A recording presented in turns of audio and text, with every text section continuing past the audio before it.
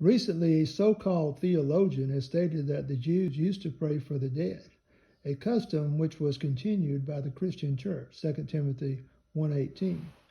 This verse, with verses 16 and 17, reads, "May the Lord be given mercy to the household of Onesiphorus, seeing that many times he refreshes me and was not ashamed of my chain, but coming to be in Rome, diligently he seeks me and found me.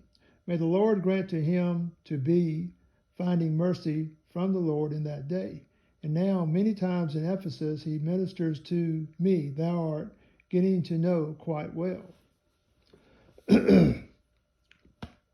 No unbiased mind could possibly deduce from this that Onesiphorus was any but a living, breathing friend of Paul. The only real problem is that Paul should have found it necessary to plead to the Lord for mercy for him. It may perhaps be that Onesiphorus was an unbeliever with exceptional kindness of heart and compassion, and that Paul's love for him burst out in this special plea to the Lord on his behalf. Nevertheless, in his search for support for his pagan practice of praying for the dead, the apostate church has seized on this problem with the ingenious solution that Onesiphorus was already dead when Paul wrote. But the awkward fact remains that there is not even a hint to that effect in the text. Moreover, if verse 18 is a prayer for dead Onesiphorus, then verse 16 must be a similar prayer for his household. Even that might appear plausible, but for the further fact that Paul in 2 Timothy 4:18 sends greetings to the household.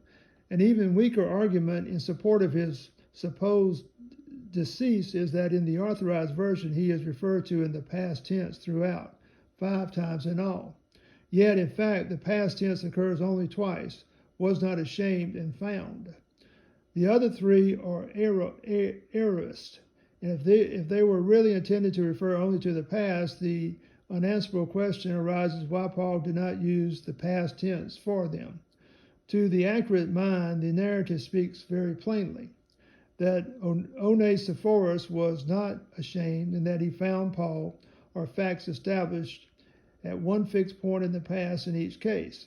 That he refreshes Paul, seeks him, ministers to him are repeated acts as true at the moment Paul wrote as they had been all along.